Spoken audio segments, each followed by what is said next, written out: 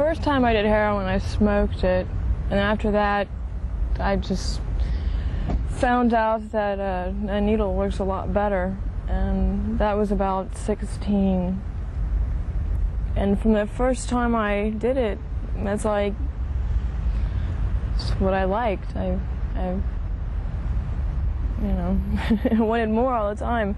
I didn't realize over the few weeks that I was doing it, I was getting addicted to it. I always heard it's addictive, but I didn't realize what being junk sick was all about. I was in North Philly, in like the Badlands, staying in someone's, like a hit house with no heat, no running water. And I was there because I chose to be there, because I wanted to get high freely. I didn't want anyone to tell me that I couldn't use. Like my mom, like my family and all my loved ones, they knew about my addiction and they wanted me to stop and they wanted me to get help. But I just didn't feel like I was ready. And I was tired of them telling me that I couldn't do this, because I wanted to do what I wanted to do. And I got what I got. In about the last 5 to 8 years, we've seen a dramatic increase in heroin use by adolescents. And one of the major problems with it today is it's a lot stronger than it used to be 10, 15, 20 years ago. And also the kids that I've worked with perceive it as not being any more dangerous than smoking pot or drinking booze or doing acid. The first time I ever tried any drugs was I was 15 years old. The first drug I ever did was I sniffed airplane glue. And then I smoked pot and drank and progressed to speed, amphetamines, barbiturates, cocaine, heroin, many prescription drugs. What it did for me, I was a middle-class, reasonably intelligent person with reasonably good potential that I never realized for over 20 years. Spent 20 years in pain and misery, attempted to commit suicide on at least 3 occasions. When you do drugs, you medicate your feelings. You know, it's like you're running away and the problem is still there. Then when the high goes away, the problem is still there and you haven't resolved anything. Everybody I've talked to, and all my clients are adults now, they started off just as kids, just using heroin, injecting heroin, skin popping and snorting it, and now they're smoking it because it's better quality. They all start off the same way, just like I started off. You know, first time I did heroin, I really liked it, and it was great. And I got really sick, and I threw up, but I didn't care. And then the next time I did it, and the next time, and eventually you wake up and your body needs it.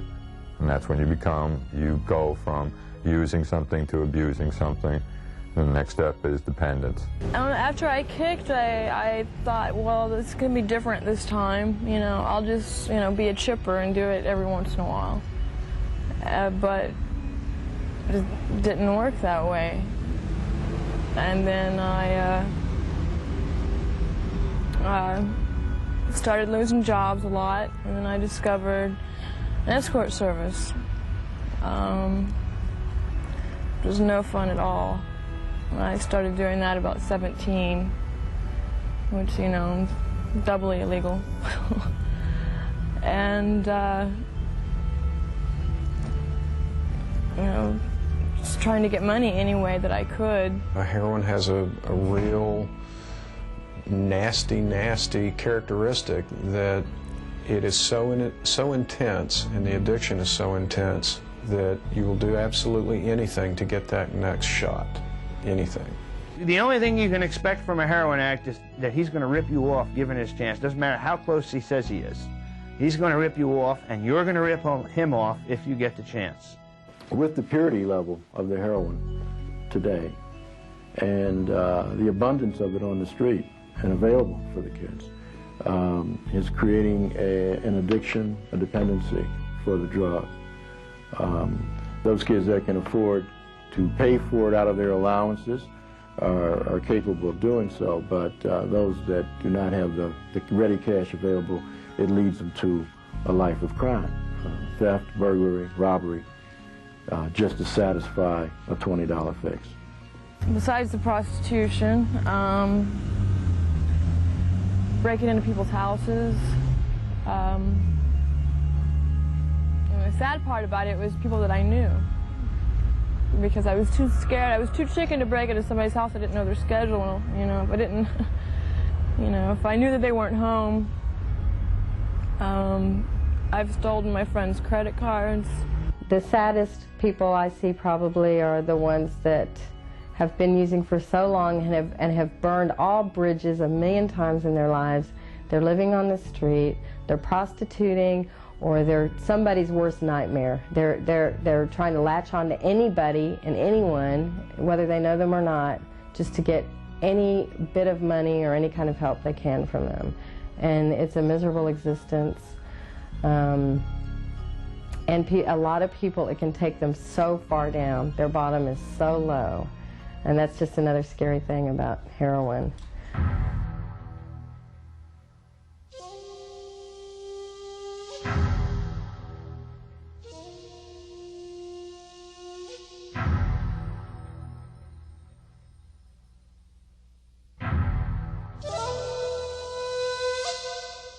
I guess whenever I was about 13, when I first saw Sid and Nancy and Dogs in Space, I was like, that's what I want to do. That's what I want to be. And it's totally glamorized. And, you know, I'm watching the TV and I see them getting sick, but even the junk sick is glamorized. I wish that you could see some of the people I see in withdrawal. It is probably one of the most ugliest things you would ever want to see.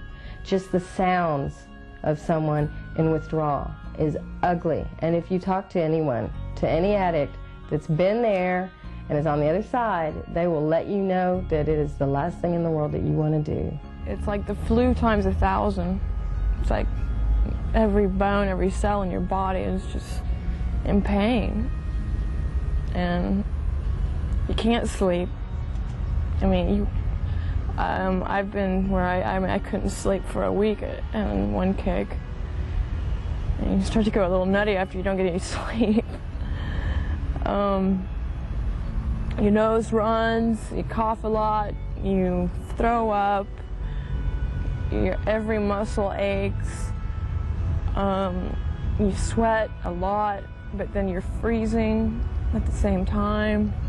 Heroin is different in that it creates not only an intense physical dependency, but also an intense psychological dependency. Once somebody is addicted to heroin, it's very, very difficult for them to get off of it.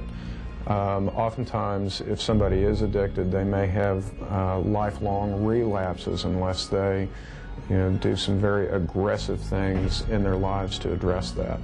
According to a recent survey conducted by the National Institute on Drug Abuse, the number of 8th graders who said they have used heroin doubled between 1991 and 1996. The real danger is that young people do not understand heroin's lethal effects. When you are taking drugs, you're pretty much powerless over them. They have you in their power. And it's like a demon, basically. It's making promises to you that it can't keep. Oh, just a little more. Oh, if I just had one more hit, I feel better, and then tomorrow I'll quit. And it's always tomorrow. It's like being on a treadmill, and the faster you're on, the faster the treadmill goes. There's no escape. The junkie doesn't have anything to look forward to.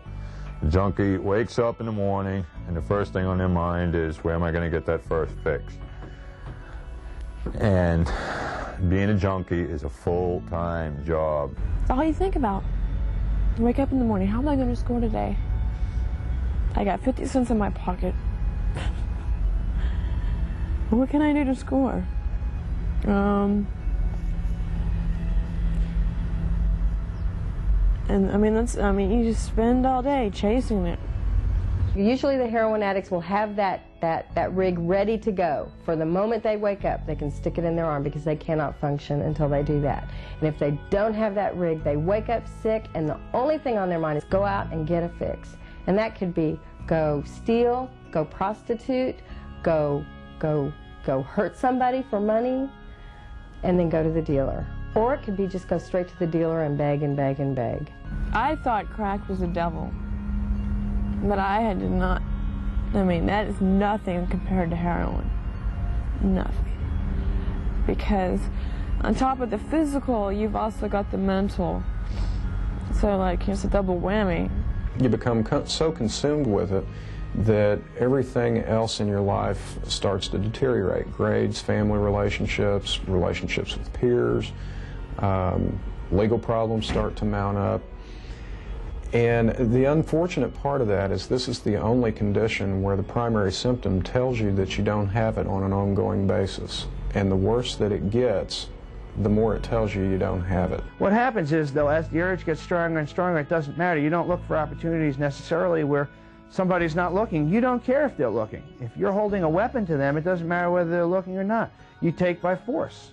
And the problem with that is there's always somebody who's got a bigger knife, a bigger gun, or who's faster on the draw, or who's tougher than you.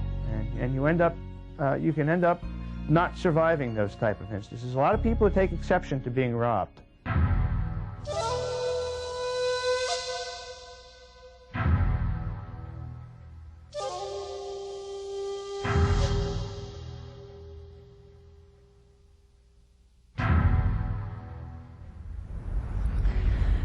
You're going to end up with no friends. Your family's not going to have anything to do with you. If you're materialistic, your sure is not going to have anything like that.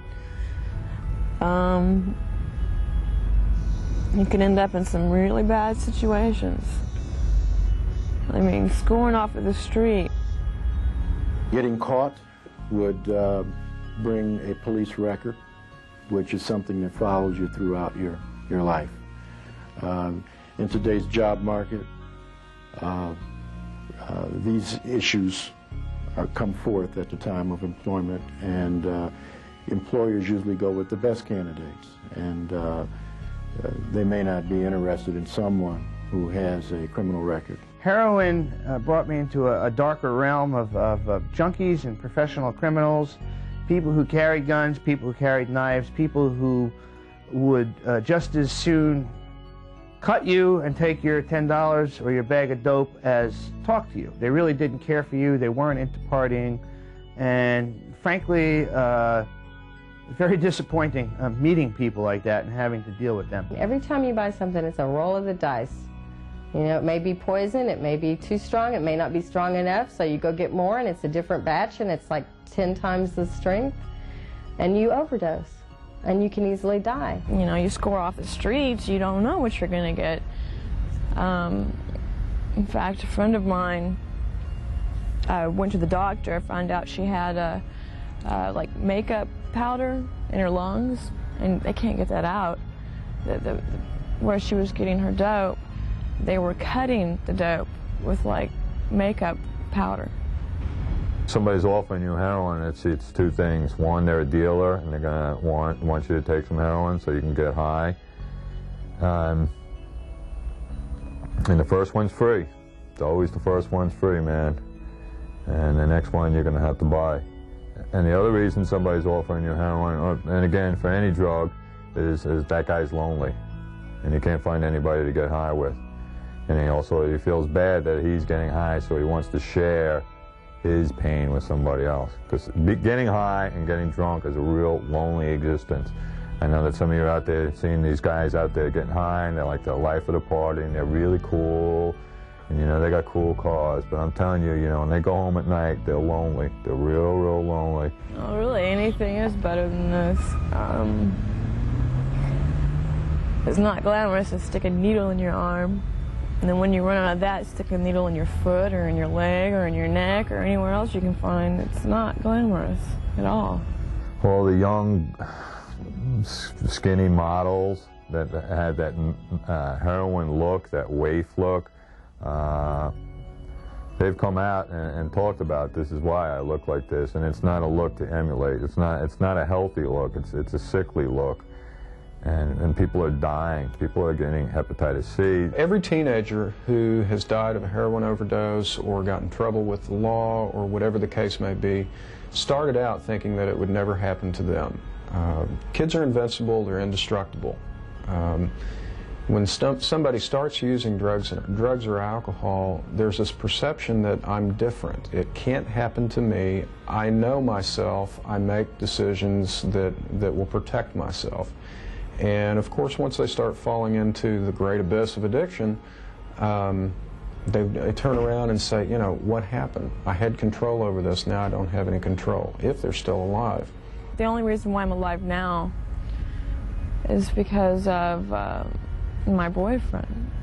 For the first 2 years that I did dope, and this is not an exaggeration, but I would say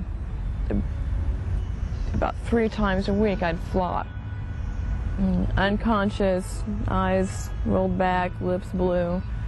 He knows CPR, and that's the only reason why. I mean, he'd sit there and breathe for me and watch me and make sure I was still breathing. But there was one time he wasn't around, and you know, they threw me in the shower. I still wasn't coming to. Nobody knew CPR. They were like massaging my muscles like that was going to do something. And finally, somebody came over that happened to have a car, and they rushed me to the emergency room. And I still have like a $1,500 hospital bill for spending 1 day in ICU. Usually when you're overdosing, you're with your friends who don't know anything about it, who are scared to death and will not get you help because they'll get in trouble. And so, especially as a young kid, if you're using drugs and you're overdosing, you could pretty much count on being abandoned and dying. I did drugs and I drank every single day, and there was nothing, and I wanted to die, and there was no future. And lots of us didn't make it. You know, some of us did make it, and some of us finally opened our eyes and said, you know, maybe there is something I can do with my life. Maybe there is a future.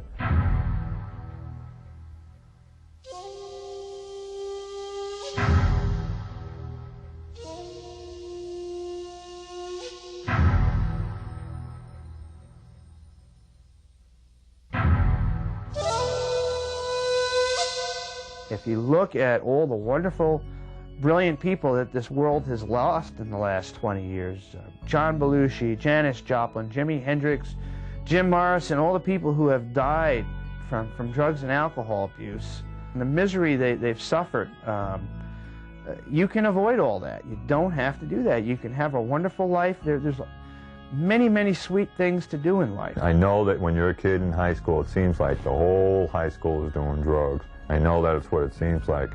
Maybe because that's your whole circle is doing drugs, and it seems like everybody is. But I'm telling you, there's lots of kids out there that are not getting high and that are very, very cool. A lot cooler than the kids that are doing drugs. My father was living in New York City. This was last year. And his new wife's family had gotten me this job as a graphic artist trainee. I don't have any college experience at all. And I was going to get this great job, and in 2 years I would have been a graphic artist, you know. So I got the job, right? And my stepmother and I go cross country to pick up my belongings. And while we're driving cross country, I get arrested for possession of China White. People who are on heroin, addicted to heroin, I hear this all the time when they get into treatment. One of the first things I hear is, it is so great to wake up and not have to stick a needle in my arm. The only way a person can stop taking drugs is if you get through to them and they decide, you know, maybe this is wrong and I need to stop doing this for myself. Not for my mother, not for my father, not for my baby sister, not for my dog. You have to do it for yourself. After I got out of jail, I got a plea bargain where I spent a month in rehab. And of course, you know, I wasn't ready to kick. That was one of the times, you know, I was forced to kick. So as soon as I got out, I started getting high again. I keep the prison thing always in the back of my head. So, I mean, I thought that couldn't happen to me, but it did. People who are recovering from chemicals, they tend to struggle early on in what to do next. You know, life is really boring unless, you know, you're getting messed up and numbing out. Some of the things that work very well for people that are in recovery is doing things that stimulate you not only physically but mentally. Stay in school, study, find something to replace the drugs, and something that you like to do. What do you like to do? Do you like to draw? Are you into music? Can you play in a band? Can you be a DJ? You know, are you a good skateboarder? Are you a good athlete? Do you like to run? Do you like to swim? I mean, me personally, I swim a mile a day, and that's my buzz. I mean, that's my buzz. That's what I do for a buzz. Because remember, we're all looking for a buzz. Everybody is, not just kids, adults too. Adults like a buzz. Some of us do drugs and alcohol. Some of us find to do it naturally. You know, but pick something that you find that is fun. Being a dope fiend is not fun. It's a job, and it's one-way ticket to death. You know, so replace that with something fun. You got to have something that you like to do. You know, pick anything. You know, anything, and work on it. Next Monday is my birthday, and God, believe it or not, I'm gonna ask my mother. She's actually taken me to a doctor before to get pills to help me kick. She doesn't know I'm strung out again, and I'm gonna ask her for my birthday. She'll take me to a doctor. Suzi was a 17-year-old, very, very beautiful girl, smart, made good grades in school, but had started using heroin. She got clean and stayed clean, and in March of '97, she had roughly about 4 or 5 months of sobriety. And she decided just one night in March 12th, that she just wanted to use one more time, just one more time. And she ended up scoring some heroin and shot up and died of an overdose.